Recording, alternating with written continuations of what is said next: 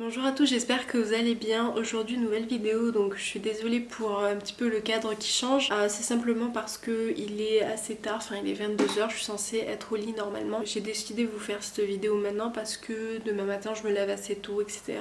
Et je pense que j'aurai pas le temps, puis après je vais chez mes parents, enfin bon bref. En fait aujourd'hui je voulais vous partager une vidéo que vous m'aviez, qui est souvent revenue dans les commentaires parce que j'ai tendance à avoir une petite organisation lorsque j'ai pas le temps ou lorsque j'ai trop de temps et que j'aimerais bien me détendre, etc. J'ai tendance à m'organiser d'une certaine façon qui peut peut-être vous intéresser, donc du coup je voulais vous montrer un petit peu tout ça et noter 2-3 trucs histoire de pas avoir oublié. Déjà pour commencer, lorsque j'ai des choses à réaliser, j'essaie de pas forcément regarder le temps que j'ai et d'abord de lister parce que même si vous n'avez pas le temps de faire la chose aujourd'hui, vous pouvez toujours la faire le lendemain. Au moins c'est écrit et au moins vous y pensez pour les prochaines fois. Ensuite, ce que j'aime faire et que je fais de plus en plus d'ailleurs, j'ai remarqué, c'est que à chaque fois au crayon ou au stylo, peu importe, je marque à côté combien de temps à peu près ça va me mettre. Donc j'estime un temps. Est-ce que ça va me mettre 30 minutes? Est-ce que ça va me mettre 1 heure? Ça vous le verrez au fur et à mesure de vos études ou même au fur et à mesure de l'année, vous arriverez mieux à estimer l'heure que vous avez besoin pour réaliser telle chose. Par exemple,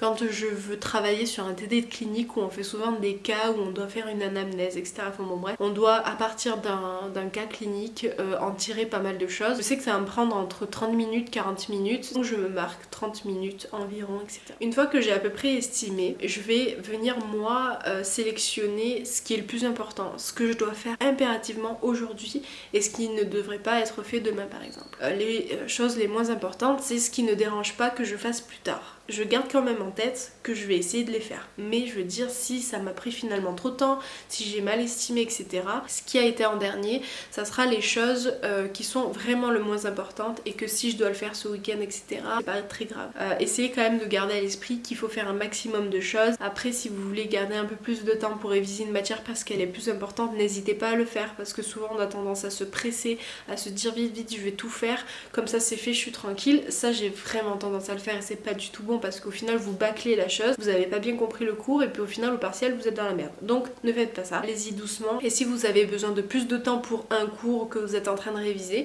vous décidez par exemple d'enlever un truc que vous devriez faire normalement, comme ça vous prenez plus de temps, peut-être 30 minutes, 1 heure en plus pour ça, c'est super important parce qu'au final vous bâclez pas et vous vraiment vous concentrez dessus, quitte à le faire le week-end, le lendemain, au moins vous aurez compris et ça je trouve que c'est le plus important. Et ensuite une fois que moi j'ai fait tout ça, ce que je fais c'est que je chronomètre. Admettons, je décide de faire mon TD de clinique, donc c'est un cas clinique, je suis en train de le faire, etc. Je me mets un chronomètre à peu près de 30 minutes parce que j'ai estimé environ à 30 minutes.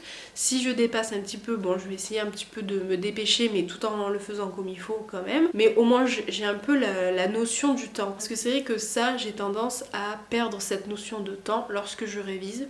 Soit je bâcle et je vais super vite parce que j'ai envie de me détendre, soit justement je vais trop doucement, j'accorde trop d'importance et des fois le fait d'accorder trop d'importance à un cours fait qu'on ne comprend même pas. Et ça m'est arrivé il y a pas longtemps où je me suis rendu compte que je faisais des fiches le week-end donc tranquille, j'essayais de vraiment comprendre mot à mot, les petits détails, etc. Et au final j'essayais tellement de comprendre plein de choses que je comprenais pas du tout le cours initial et j'ai fait le test avec une fois où j'étais pressée, où je faisais des fiches vite et j'essayais vraiment de comprendre.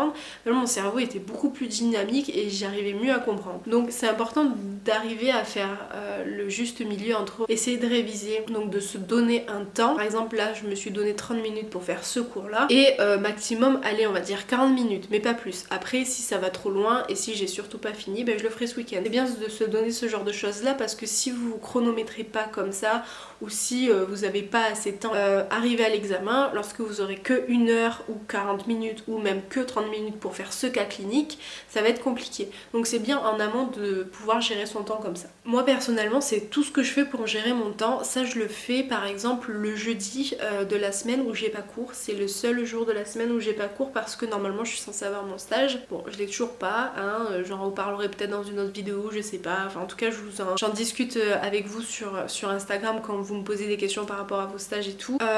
Donc du coup ce que je disais c'est que ça je le fais de plus en plus souvent. Je le fais fais le week-end et les jours comme ça, par exemple les jeudis où j'ai une journée complète et que je veux m'organiser. J'aime bien faire ça parce qu'au moins je sais à peu près vers quelle heure je vais être tranquille.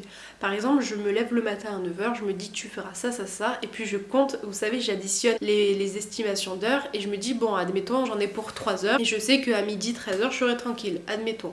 En général, c'est plus vers 16-17h où je suis tranquille, hein, pas vers midi. Franchement, ça serait un miracle, mais bon, bref. Sinon, lorsque je finis mes cours la journée, par exemple, admettons, je finis à 19h souvent, ou alors ça commence à être de plus en plus vers 17h. En général, ce que je fais quand je rentre, c'est que bon, j'ai ma petite routine où je me douche, etc.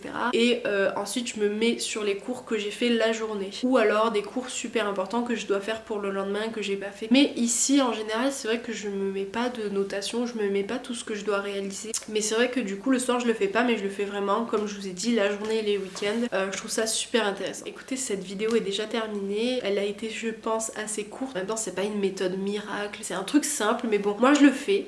Après, je me dis que ça peut vous donner des idées.